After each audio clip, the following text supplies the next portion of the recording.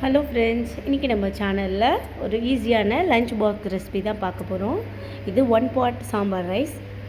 ஈஸியாக காலையில் நேரத்தில் சீக்கிரமாக செஞ்சிடலாம். வாங்க எப்படி செய்கிறதுன்னு பார்க்கலாம்.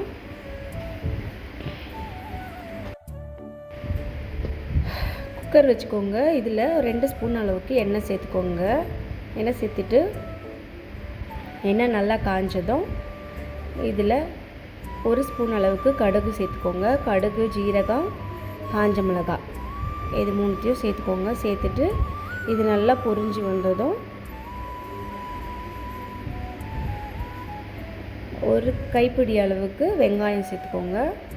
இதுக்கு முன்னாடி பருப்பை ஊற வச்சு எடுத்து வச்சுக்கோங்க தனியாக, துவரம் பருப்பை. ஸோ வெங்காயம் நல்லா ஃப்ரை ஆகி கலர் சேஞ்ச் ஆகி வந்ததும் கொஞ்சமாக கருவேப்பிலை சேர்த்துக்கோங்க.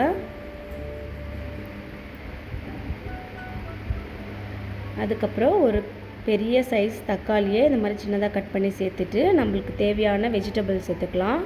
பீன்ஸு, கேரட்டு, கேப்சிகம், பச்சை பட்டாணி, உருளைக்கிழங்கு, உங்கள்கிட்ட என்ன காய் இருக்கோ அதை சேர்த்துக்கோங்க.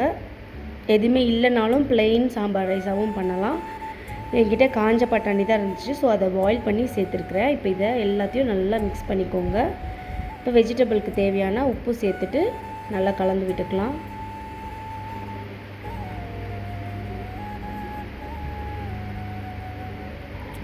கொஞ்சமாக மஞ்சள் தூள் சேர்த்துக்கோங்க.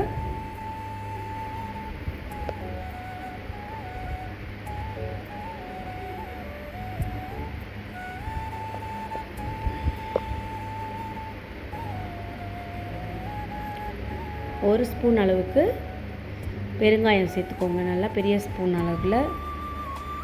இப்போது புளி கொஞ்சமாக கரைச்சி வச்சுருக்கேன். அந்த புளியோட தண்ணி தான் இப்போ ஆட் பண்ணுறேன். ஸோ புளி கொஞ்சம் சேர்த்துட்டு நல்லா இந்த காய் வேகிற அளவுக்கு கலந்து விட்டுடலாம். இப்போ 1 டம்ளர் அரிசி ப்ளஸ் அதே டம்ளரில் துவரம் பறித்து வச்சுருக்கிறேன். அது இப்போ இந்த காய்கறியோட சேர்த்துக்கோங்க. சேர்த்து நல்லா கலந்து விட்டுக்கோங்க. ஸோ 1 டம்ளர் அரிசி, 3/4 டம்ளர் பருப்பு இருக்குது, இல்லை 1 டம்ளர் வேணும்னாலும் சேர்த்துக்கலாம். இப்போ இது கூடவே ஒரு 2 ஸ்பூன் அளவுக்கு சாம்பார் பொடி சேர்த்துக்கோங்க.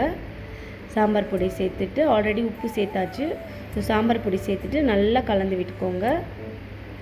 நல்லா ஃபுல்லாக இந்த சாம்பார் பொடி சாப்பாடு எல்லாம் மிக்ஸ் ஆகிற அளவுக்கு கலந்து விட்டுட்டு, ஸோ 1 டம்ளர் அரிசிக்கு 2 டம்ளர் தண்ணி, அதே மாதிரி 1 டம்ளர் பருப்புக்கு 2 டம்ளர் தண்ணின்ற மாதிரி.